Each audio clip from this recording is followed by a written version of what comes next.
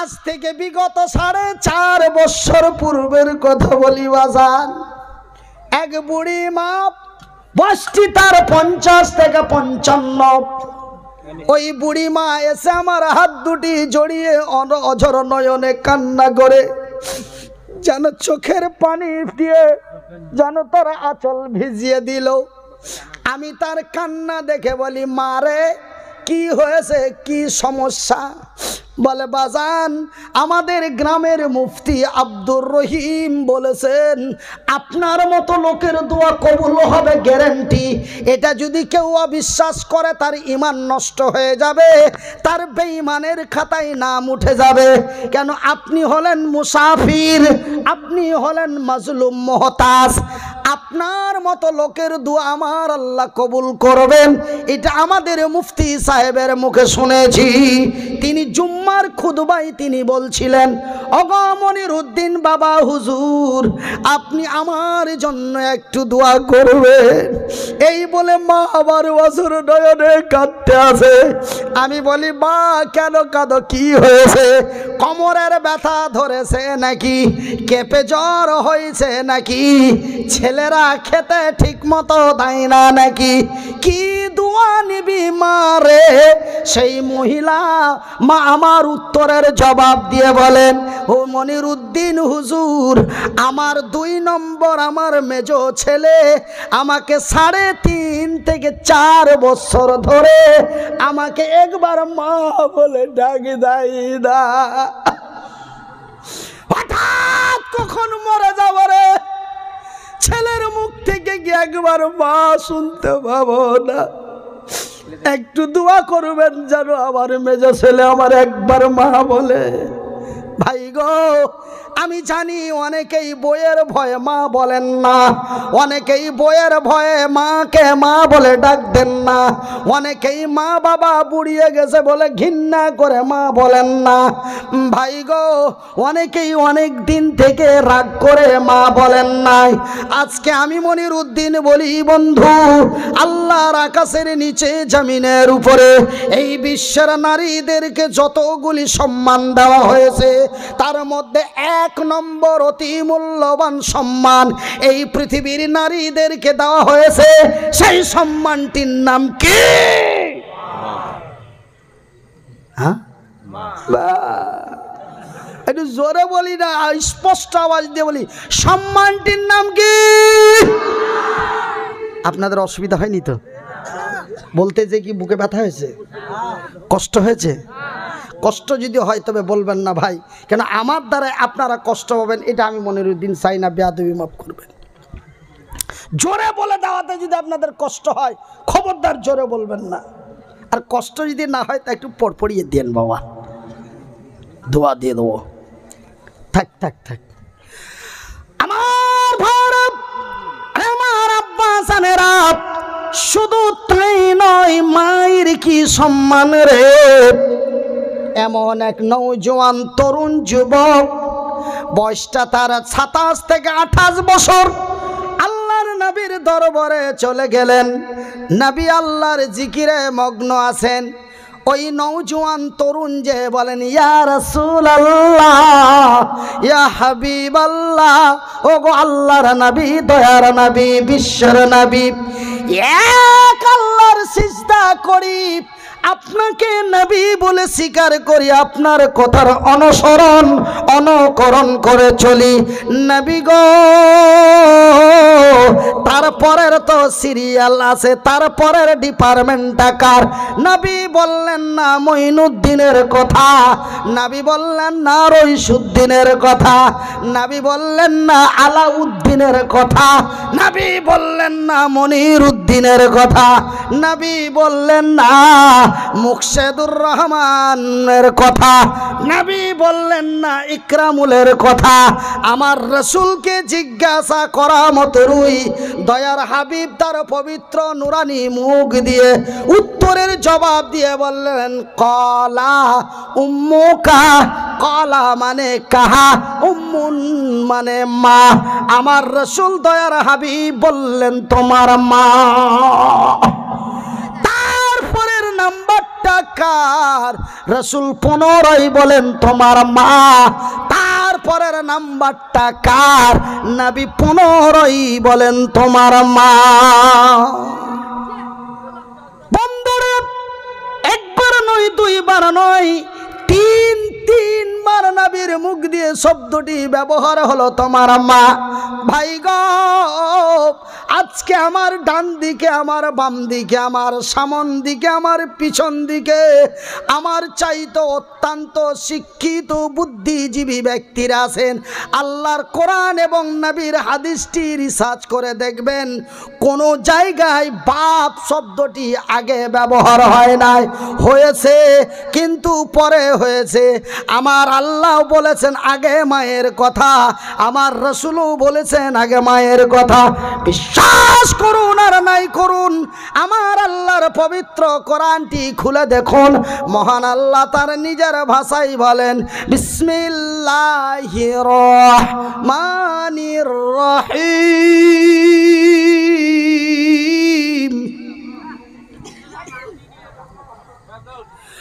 ওয়াকাযা রাব্বুকা আল্লা তা'বুদু ইল্লা ইয়্যাহু ওয়া বিল ওয়ালিদাইনি ইহসানা। রে বিশ্ব জগতের নর নারীরা, রে বাংলাদেশ, আসাম, বেঙ্গল সীমান্ত এলাকার লোকেরা, রে পৃথিবীর নর নারীরা, আমি আল্লাহ তোমাদের মানুষ রূপে সৃষ্টি করেছি। ওয়া খালাকনাকুম, আল্লাহ, আমার ভাইরা, আমার আব্বা জানেরা, আল্লাহ রব্বুল আলামিন আমাদের মানুষ রূপে তৈরি করেছেন। খালাকাল ইনসান, আমি তোমাদের মানুষ রূপে মানবতা দিয়ে তৈরি করেছি। ভাই গো, খালাকাল ইনসান, শুধু তোমাদের মানুষ রূপে তৈরি করে ছেড়ে দিনাই, আল্লাহ মাহুল বায়ান, আমি তোমাদের কথা বলার শক্তি দিয়েছি। আর একবার বলেন, আল্লাহ নারাজ হয়ে যাবে। আজকে যদি কথা না বলতে পারতাম, মূল্য থাকতো, এই সোফাটাতে বসতে দিতেন, আপনার পাশে বসতে নিতেন। ওই রাস্তাতে কয়েকটা ভিখারি দেখে আসলাম, ওই জায়গাতে আমাকে শুয়ে শুয়ে ভিক্ষা করতে হতো, কিন্তু আজকে বলার এই দুটো নিয়েছে, হাত নিয়েছে, পা নিয়েছে, কিন্তু বয়ান দিয়েছে, কথা বলার শক্তি দিয়েছে। জোরে বলুন। আমার ভাইরা, আমার আল্লাহ রব্বুল আলামিন তার নিজের ভাষা দিয়ে বলেন, রে বিশ্ব জগতের নর নারীরা, আমি আল্লাহ তোমাদের মানুষ রূপে তৈরি করেছি। মারামারি, পিটাপিটি, ঠেঙা ঠেঙি করার জন্য নয়, মদ মাতলামি না মগিবাজি ছিড়ারি করার জন্য তোমাদের বানায় নাই। রে বিশ্ব জগতের নর নারীরা, আমি তোমাদের বানিয়েছি শুধুমাত্র একমাত্র আমার ইবাদত বান্দেগীর জন্য। নারায়ে তাকবীর। আমার ভাইয়ের, আমার বন্ধুরা, এই জন্য আমার আল্লাহ বলেন, ওয়াকাযা রাব্বুকা আল্লা তা'বুদু ইল্লা ইয়্যাহু ওয়া বিল ওয়ালিদাইনি ইহসানা। আরে পৃথিবীর নর নারীরা, সর্বপ্রথম তোমরা আমার ইবাদত বান্দেগি করো, আমার সিজদা করো, তারপরে অবিল ওয়ালিদাইনি ইহসানা, তারপরে তোমার মা এবং বাবার প্রতি ইহসান করো। শুধু তাই নয় বন্ধুরে আমার, শুধু তাই নয় আমার আব্বা জানেরা, শুনে যান, রাতের বেলা আমি আপনাদের এই তালবিলিমগুলোকে আপনারা বসার জায়গায় কেন দেন? এই মাদ্রাসার তালবিলিমগুলোকে সাইডেই কোনো জায়গায় রাখবেন। কেন এ মাহফিল থেকে মানুষ উঠাউঠি করলে অত্যন্ত বাজে মনে হয় এবং কথা বলার এনার্জি নষ্ট হয়ে যায়। এদেরকে এদের এই মাদ্রাসার যারা স্টাফ, মাদ্রাসার যারা শিক্ষক, এদের জলসা শোনার জন্য কেন ছুটি পারমিশন দেয়? কেন এরা এসে যখন বক্তব্য রানিংয়ে আসে তখন এরা উঠাউঠি করে, বা হয়তো হুজুরেরা ইশারা দিয়ে দেয় যে চল রাত হয়ে যে সকালে ক্লাস হবে, এবার ইশারা দিয়ে দেয় উঠে যায়, তখন কিন্তু বলার এনার্জি বা নষ্ট হয়ে যায়। ওনাদেরকে এরপরে কোনো জায়গায় মাহফিল হলে মাদ্রাসা হাফেজিয়া মাদ্রাসা হোক, খারেজিয়া মাদ্রাসা হোক, ওই তালবিলিমদেরকে একটা সাইডে কোনো জায়গায় দাঁড় করে রাখবেন, প্যান্ডেলে বসতে দেবেন না। ওরা সময় মতো আসবে, সময় মতো বেরিয়ে চলে যাবে। আর মানুষের মধ্য থেকে যখন উঠাউঠি হচ্ছে তখন একটা অন্যরকম দেখাচ্ছে। আমার ভাইয়েরা, আমার আব্বাসানেরা, তবে মহান রব্বুল আলামিন, তবে এই আয়াতের দ্বারাই পাওয়া যায় যে আল্লাহর পরে পরেই আল্লাহ মায়ের স্থান দিচ্ছে। জোরে বলি সুবহানাল্লাহ। শুধু তাই নয়, বিশ্ব জগতের নর নারীরা, এই পৃথিবীর নারীদেরকে আমার আল্লাহ কি সম্মান দিলেন। আমার নবী, আল্লাহর নবী, দয়ার নবী, বিশ্বের নবী, নবী মুহাম্মাদুর রাসূলুল্লাহ, বলুন সাল্লাল্লাহু আলাইহি ওয়াসাল্লাম। আল্লাহর নবী, দয়ার নবী, বিশ্বের নবী বললেন, আমার নবী, আল্লাহর নবী, দয়ার নবী, বিশ্বের নবী বললেন, একজন নারীর কি মূল্য রে, একজন নারীর কি সম্মান রে, যেই নারীগুলিকে আপনারা লেখাপড়ার সুব্যবস্থা করে দিয়েছেন। আল্লাহ, তোমার নবী সত্য, তোমার নবী জীবনে একটি মিথ্যা কথা বলেন নাই। রব্বুল আলামিন গো, আমি মনিরুদ্দিন হাত দুটো দাও নাই, আমার পা দুটি দাও নাই, কিন্তু আমাকে চোখ দুটি দিয়েছো। তোমার দেওয়া চোখ দুটি দিয়ে নবীর হাদিসে পড়ে দেখলাম আমার রাসূল দয়ার হাবিব এই বিশ্বের নারীদের ব্যাপারে বললেন, কোন ব্যক্তির যদি প্রথমে একটা মেয়ে হয়, তারপরে যদি আরো একটি মেয়ে হয়, তারপরে যদি আরো একটি মেয়ে হয়, আমার ভাইয়ের, আমার বন্ধুরা, হাদিসের মধ্যে দুইটা অথবা তিনটি মেয়ের ইবারত রয়েছে। তিনটি মেয়ের কথা বলা হয়েছে, দুইটি মেয়ের কথা এক জায়গায় বলা হয়েছে, এক জায়গায় তিনটি মেয়ের কথা বলা হয়েছে। আমার রাসূল দয়ার হাবিব বলেন, কোন ব্যক্তির যদি প্রথমে একটা মেয়ে হয়, তারপরে যদি আরো একটি মেয়ে হয়, তারপরে যদি আরো একটি মেয়ে হয়, এমনি করে পর পর দুই অথবা তিনখানা মেয়ে হলো, আর ওই মেয়ে তিনটিকে আদর দিয়ে, আদর করে, যত্ন করে, ভালোবাসা দিয়ে, মহব্বত দিয়ে, উদারতা দিয়ে, শিক্ষার অধিকার দিয়ে, জমি জায়গার অধিকার দিয়ে, এমনি তিন কন্যার বাবা, তিন মেয়ের বাবা বিয়ে দান দিয়ে দিল। আর বিয়ে দান দেওয়ার পরে ওই তিন কন্যার বাবা মরে গেল।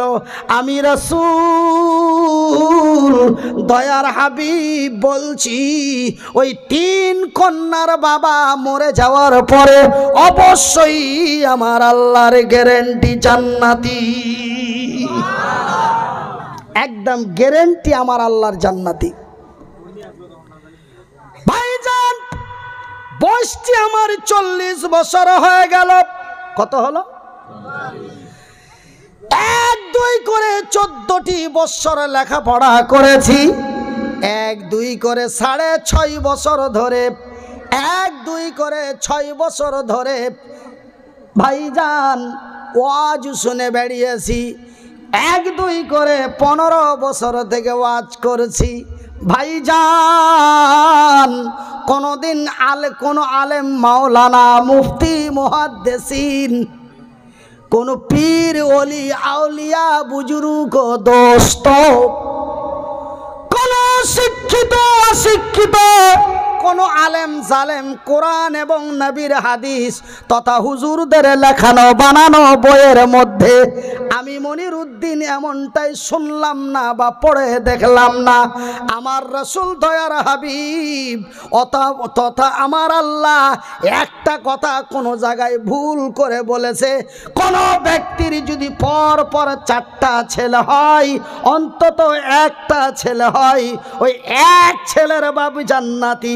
অবশ্যইটা বাদ দিয়ে দিলাম, সিম্পল জান্নাতি এমন শব্দটা কোনো জায়গায় ব্যবহার হয় নাই। না বলেছে আমার আল্লাহ, না বলেছেন আমার রাসূল, না কোনো আলেমের মুখে শুনলাম, না কোনো জালেমের মুখে শুনলাম।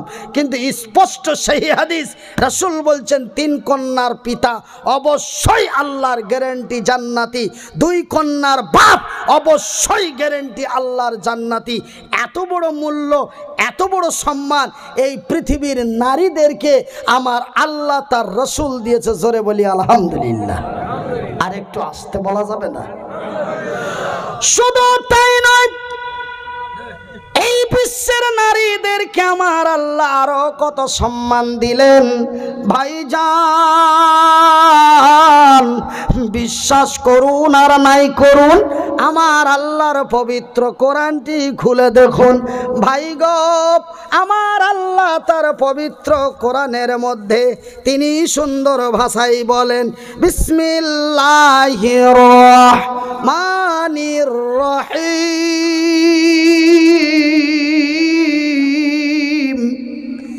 আর-রিজালু কাওয়ামুনা আলান নিসাই বিমা ফাজ্জালাল্লাহু বাযাহুম আলা বাযিউ ওয়া বিমা আনফাকু মিন আমওয়ালিহিম। আমার আল্লাহ রাব্বুল আলামিন সুন্দর করে স্পষ্ট ভাষায় তিনি বলেন, আর রিজালু কাওয়ামুনা আলান নিসা, পুরুষেরা হলো নারীদের সংরক্ষণকারী, হেফাজত করনে ওয়ালা।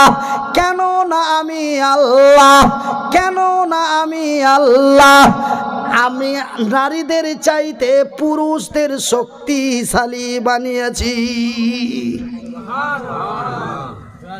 ভাইজান, আমার আব্বা জানেরা, তবে আমার আল্লাহ আমাকে পুরুষ রূপে পুরুষগোতা ক্ষমতা দিয়ে তৈরি করেছেন।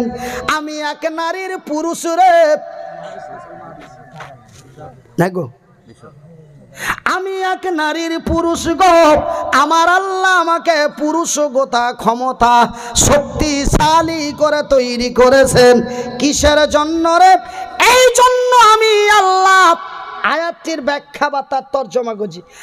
এই জন্য আমি আল্লাহ নারীদের চাইতে পুরুষদের শক্তি বেশি দিলাম, জানো না পুরুষেরা ওই সম্মানিত নারীগুলির সম্মানের সুরক্ষা করতে পারে। তারা যেন অর্থ সঞ্চয় করে নিয়েছে, ওই সম্মানিত নারীগুলি সম্মানের সহিত বাড়িতে বসে থাকবে। আর আমার মতো মনিরউদ্দিন, আমার মতো জালালউদ্দিন, আমার মতো তামিজউদ্দিন, আমার মতো তফিজউদ্দিন, আমার মতো মনিরউদ্দিন, আমার মতো নঈমউদ্দিন, আমার মতো শামসুদ্দিন, আমার মতো জামালউদ্দিন, যেন তারা অর্থ সঞ্চয় করে নিয়েছে ওই সম্মানিত নারীগুলিকে সম্মানের সহিত বাড়িতে বসে বসে খাওয়াইতে পারে। এই জন্য আমি আল্লাহ তোমাদের শক্তিশালী করে বানিয়েছি। আমার ভাইরা, কোথায় কার কথা বলবো বাজান রে, কোথায় কার কথা বলবো আব্বা? দেখেন, ঠ্যাং দুটো নাই, হাত দুটো নাই, পা দুটি নেই, হাত দুটি নেই, একা চলতে পারি না এমন ব্যক্তি যদিও হই রে, তবুও আমি একজন নারীর পুরুষ। ভাইজান, আমার বিবি সুন্দরী সাহেবা বাড়িতে নাকে তেল দিয়ে ঘুমাচ্ছে, আর আমি মনিরুদ্দিন চেঁচিয়ে চেঁচিয়ে জামা গেঞ্জি ভিজিয়ে দিলাম। এই মতো পরিশ্রমের পর পরিশ্রম করে যেন অর্থ সঞ্চয় করে নিয়ে যে ওই সম্মানিত নারীটাকে খাওয়াইতে পারি, তার সম্মানের সুরক্ষা করতে পারি। এই জন্য আমার আল্লাহ আমাকে পুরুষ রূপে পুরুষগতা ক্ষমতা দিয়ে তৈরি করলেন। ভাইজান, আপনি পুরুষ হয়ে যদি আপনার পুরুষগতা ক্ষমতা না থাকে, আপনার বিবি যদি আপনার বাইকে বসতে পছন্দ না করে, আপনার খালাতো ভাইয়ের বাইকে যদি বসতে পছন্দ করে, তবে আপনি পুরুষ নয় রে, আপনি যেন কাপুরুষ। আপনার বিবি সাহেবা, আপনার সুন্দরী রমণী আপনাকে দেখলেই লাখ ছিটকা দেয়, আর ওর ফুফাতো ভাইকে দেখলে আবার মুচকি টানে হেসে আসে, তার মানে তুই পুরুষ নইস, তুই কাপুরুষ, তুই কাপুরুষ নইস, তুই লামুরাদ, তুই লামুরাদ। লামুরাদের বাংলা জানেন? লামুরাদের বাংলা হলো হিজড়ে, বাড়োয়া।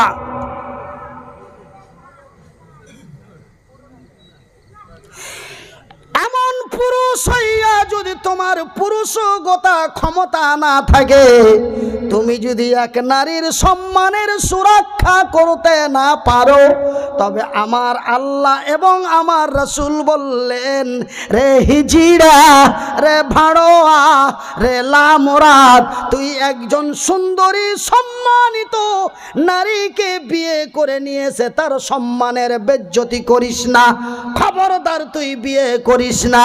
আল্লাহ তার রাসূলের বিধি বিধান অনুযায়ী আল্লাহ নিষেধ করেছেন এবং আমার রাসূলও নিষেধ করেছেন। ওই মতো পুরুষদেরকে আল্লাহ এবং তার রাসূল বিয়ে করতে নিষেধ করেছেন। খবরদার বিয়ে করিস না, খবরদার বিয়ে করিস না।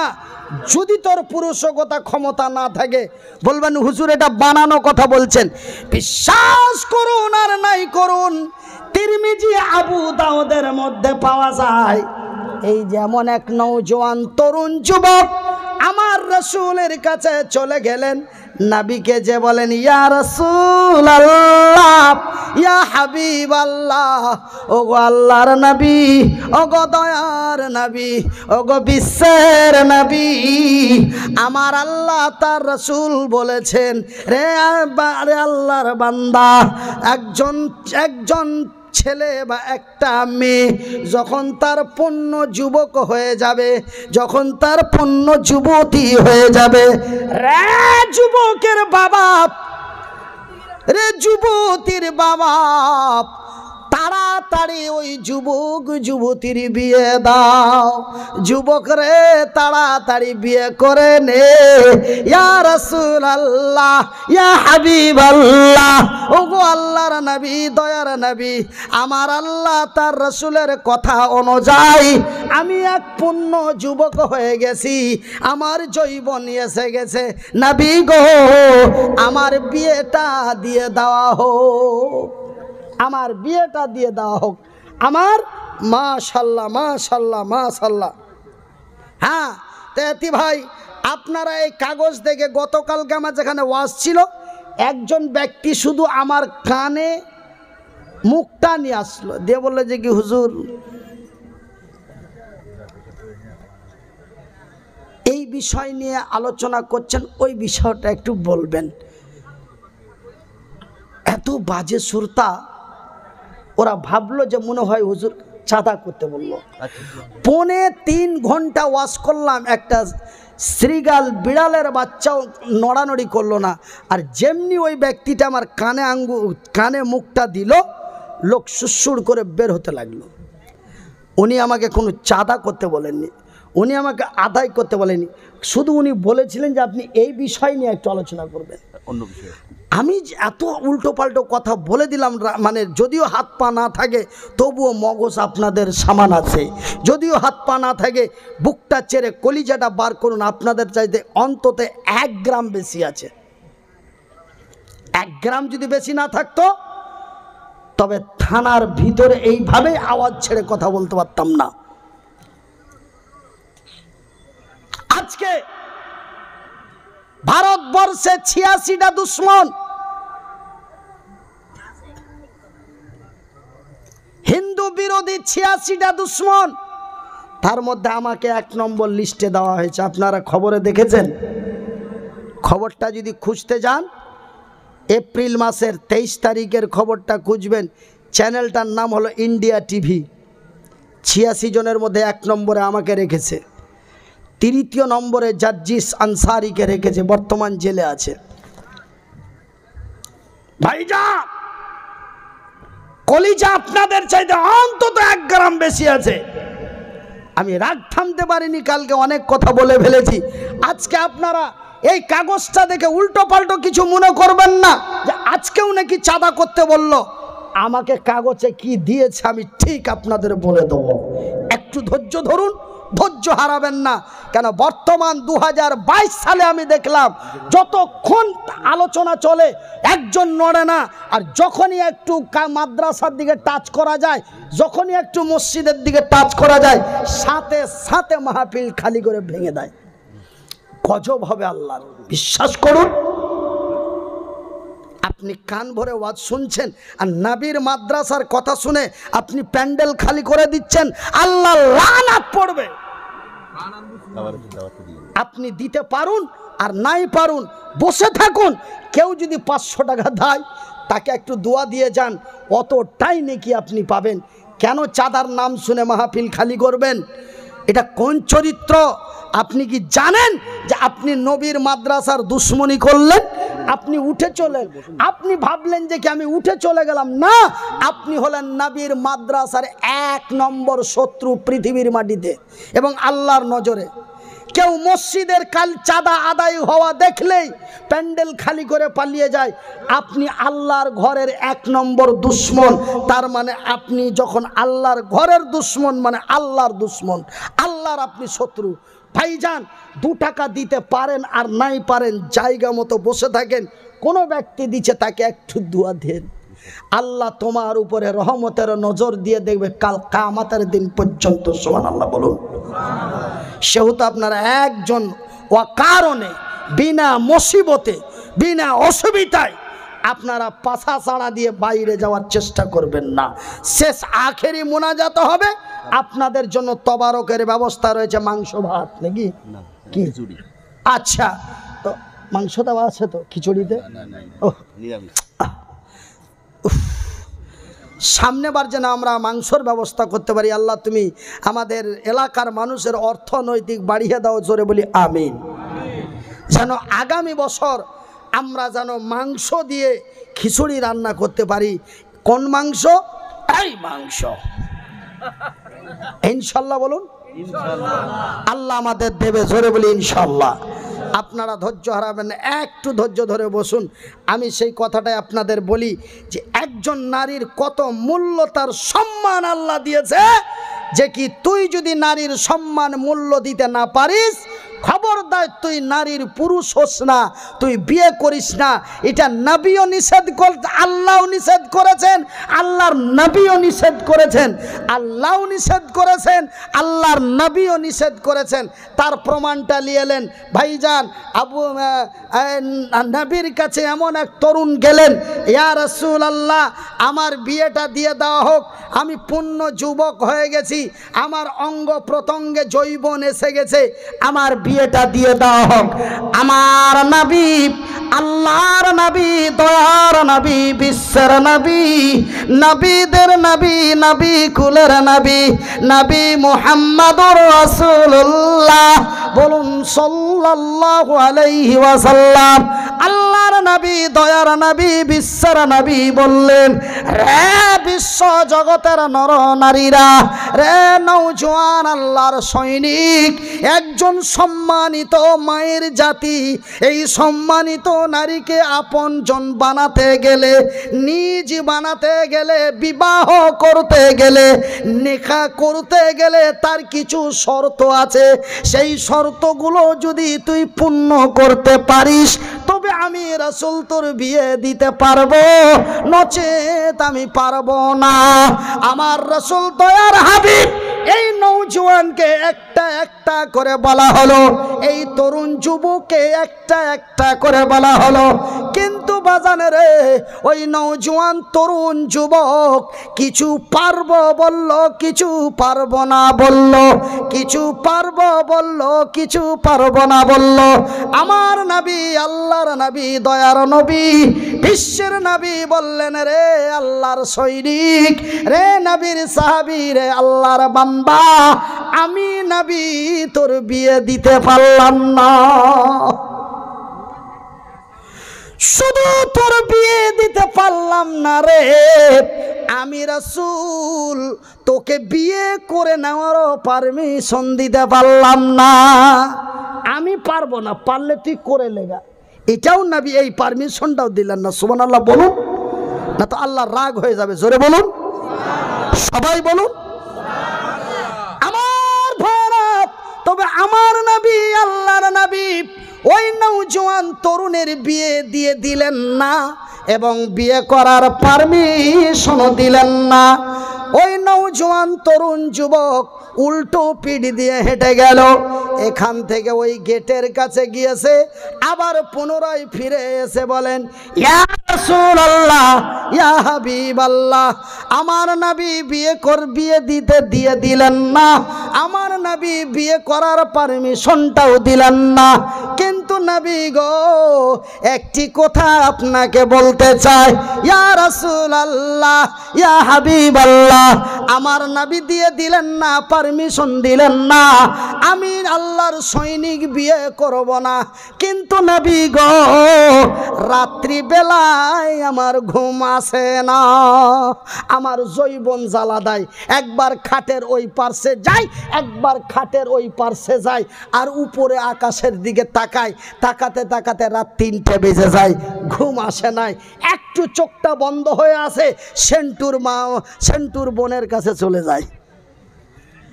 আমার যে ঘুম হয় না, আমি কি করব?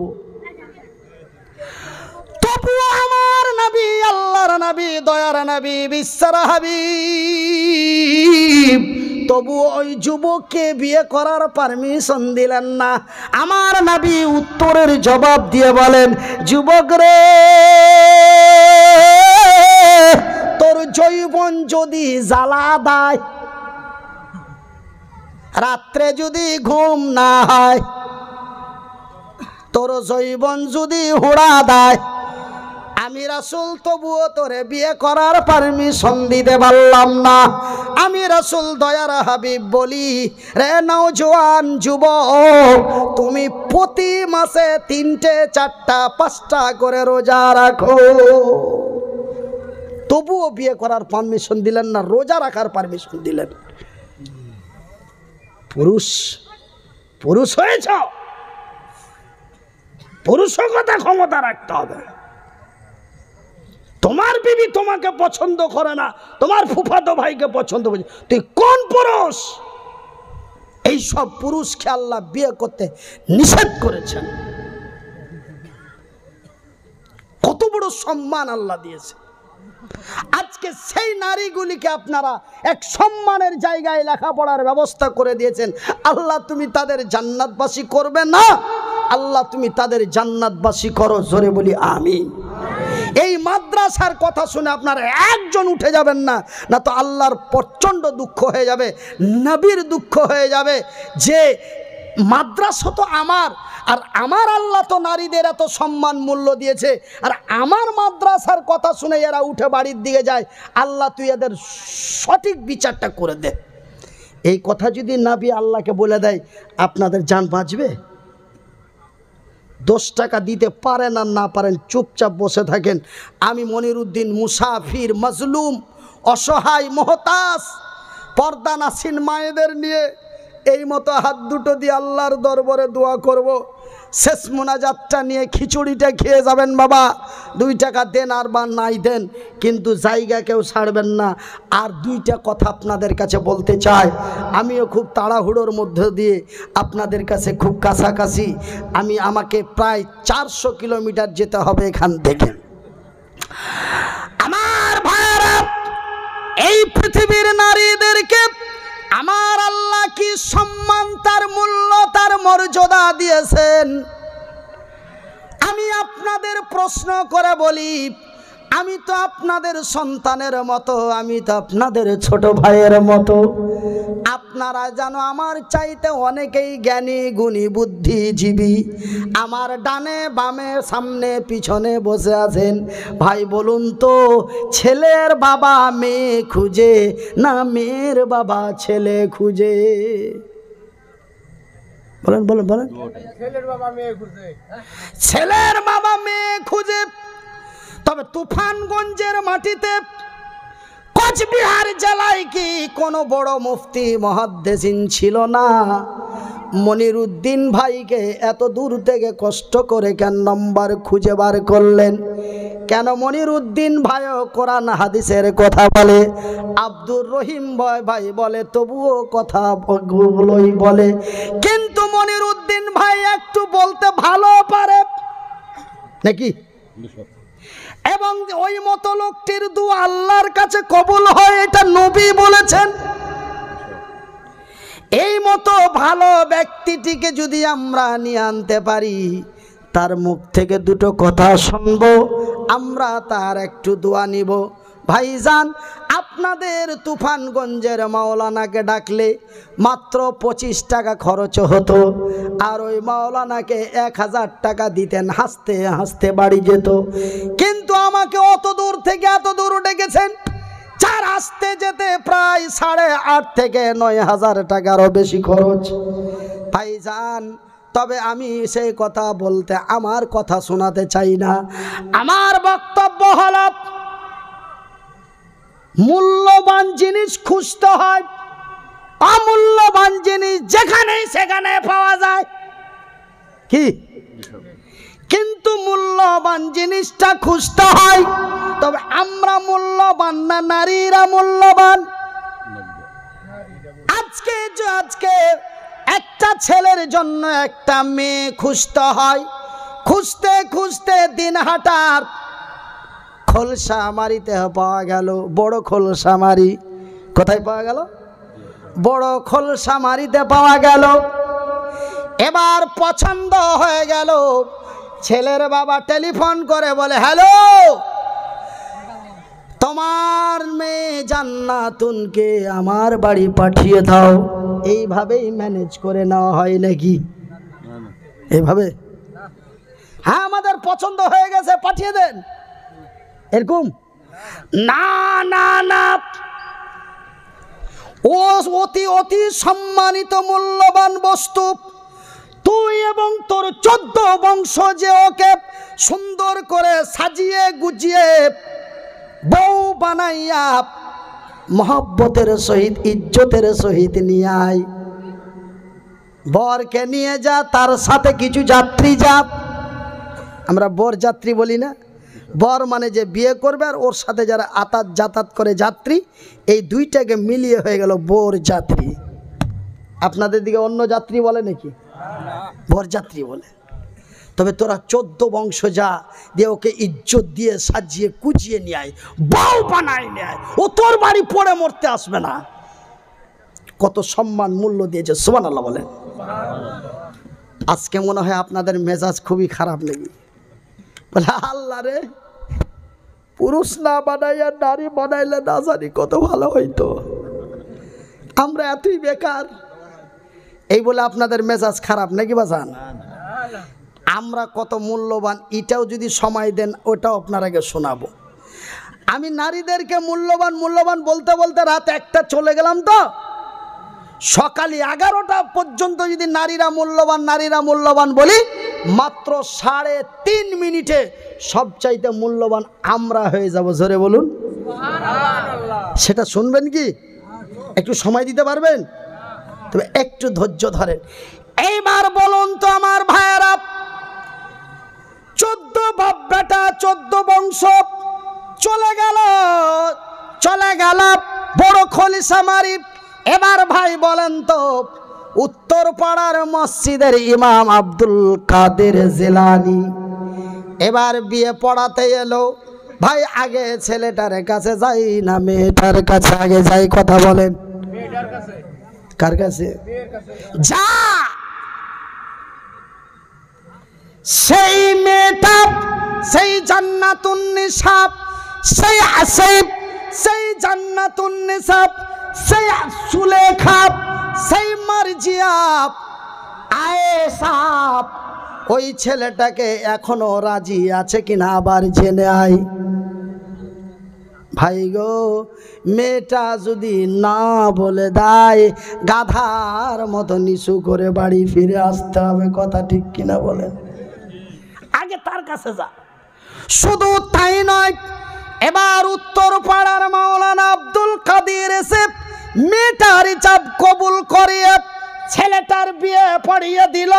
ভাইজান, মেয়েটা মায়ের পেট থেকে আল্লাহর জমিনে আসার পর থেকে তার নেকা কবুল, ইজাব কবুল করার আগে পর্যন্ত ওই নারীটার যা সম্মান ছিল,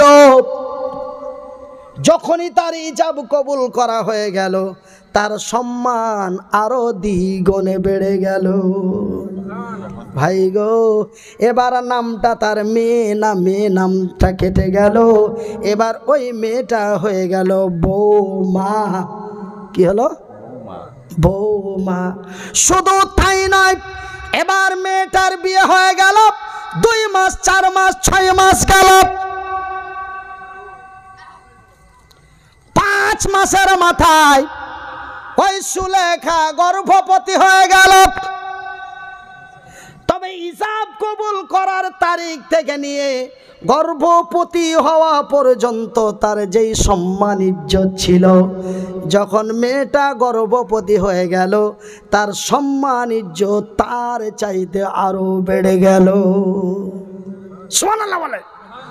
ভাইজান, এবার ওই মেয়েটা বৌমা থেকে নামটা কেটে এবার সেই ডাইরেক্ট হয়ে গেল কি মা। মায়ের চরণ তলে জান্নাত। কিন্তু আমরা